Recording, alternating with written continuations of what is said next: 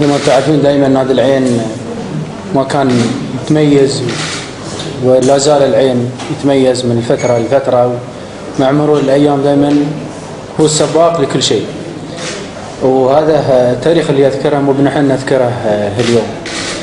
بمباركة سيدي سمو الشيخ هزاع بن زايد نائب رئيس النادي، نائب رئيس هيئة الشرف،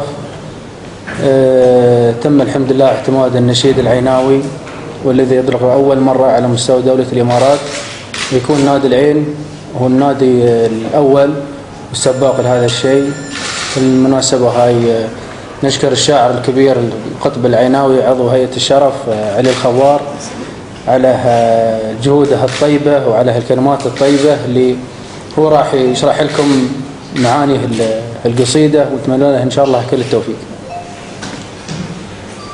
طول العمر. وإذا كان سوينا شيء فهو شيء بسيط وجزء بسيط نقدمه طبعا نادينا نادي العين. هذا النادي اللي قدم لنا الكثير، فإذا قدمنا شيء فهو شيء بسيط حق النادي. بالنسبة طبعا للنشيد مثل ما عرفتوا كتبته طبعا أخوكم الصغير علي الخواح، وألحان سفير الألحان فايز سعيد. وفي خلال تسجيل النشيد حبيت أني ما نطلع أقل عن أي نشيد عالمي موجود. طبعا قبل ما نبدأ في النشيد طلعنا على كثير من كل نشيد الأندية كثيرة عالمية وعربية وخليجية، فطلعنا بشيء مختلف، وإن شاء الله أنه يكون محفوظ من الجمهور.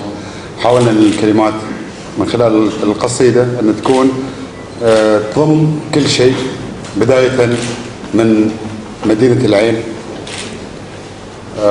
اللي يحمل النادي طبعا اسمها، أيضا اللقب اللي هو الزعيم، اللون، القلعة، انتماء هذا النادي للإمارات. حاولت أني أحط كل شيء في أبيات محدودة، ممكن تكون 6 أبيات، لكن ما حبيت أطول عشان تكون محفوظة أكثر للجمهور. طبعا التوزيع الموسيقي كان للمايسترو المعروف وليد فايد. حاولنا أن يكون فيه ضخامة في التسجيل. موسيقى تم التسجيل طبعا في استديوهات أغاني، وهندسة الصوت وليد النجار، والغناء لكورال الإمارات اللي إن شاء الله بيتحول بعد قليل إلى كورال نادي العين أو جمهور نادي العين. فإن شاء الله أن هذا الجمهور الكبير والأمة العيناوية هي اللي بتنشد النشيد من اليوم وساير. خلاص ما في كورال بيسوي، هم الجمهور هم اللي بينشدون إن شاء الله في كل مباراة. طبعا مثل ما عرفتوا أن نادي العين هو أول نادي إماراتي يقدم نشيد رسمي خاص به مثل ما تفضل سمو الشيخ عبد الله وقال نحن دائما نحب التميز ودائما نحب الصدارة في كل شيء.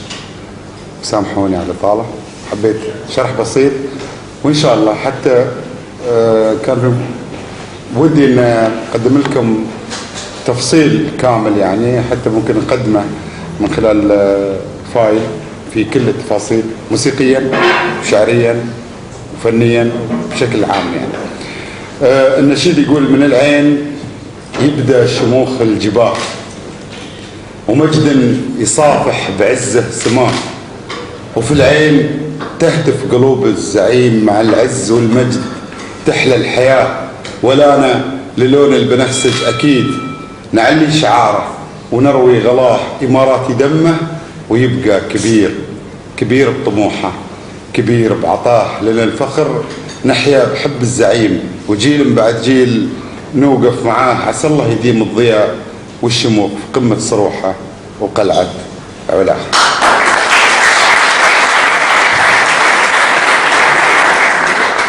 سامحونا، حاولنا أن يكون من اليوم وفيه أيضا أمل كبير في المستقبل في النشيد، والله يديم إن شاء الله الضياء والشموخ في هذا الصرح الكبير.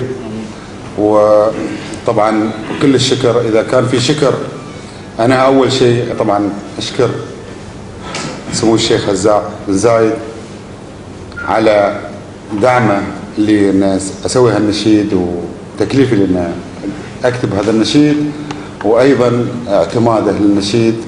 أشكر أيضا سمو الشيخ عبد الله اللي ما قصر، أشكر الإخوان في الإدارة كلهم ما بستثني واحد.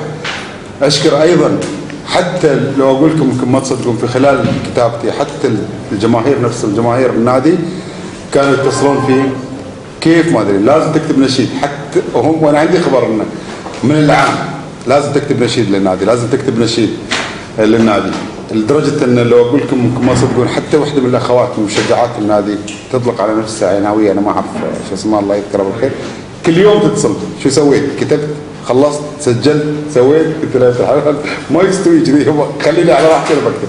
فكل الحمد لله حتى الجمهور نفسه اعطاني الدعم واعطاني هاي الثقه، وانا اشكركم على الثقه واشكركم ان خليتوني اسجل اسمي في هذا الصرح الكبير.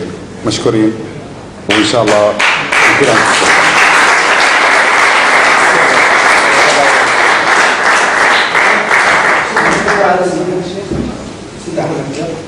زين تكلم على ثواني.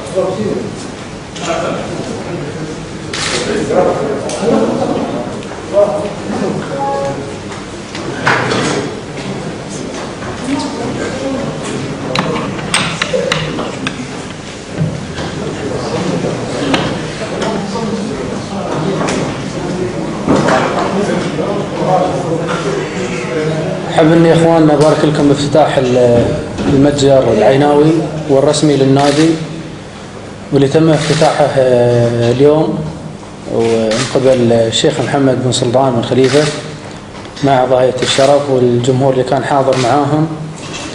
إن شاء الله لو شيء بسيط كبداية نحب نهديها لكم، لكن إن شاء الله الفترات القادمة راح يكون الأمور أفضل ما وصلنا له اليوم.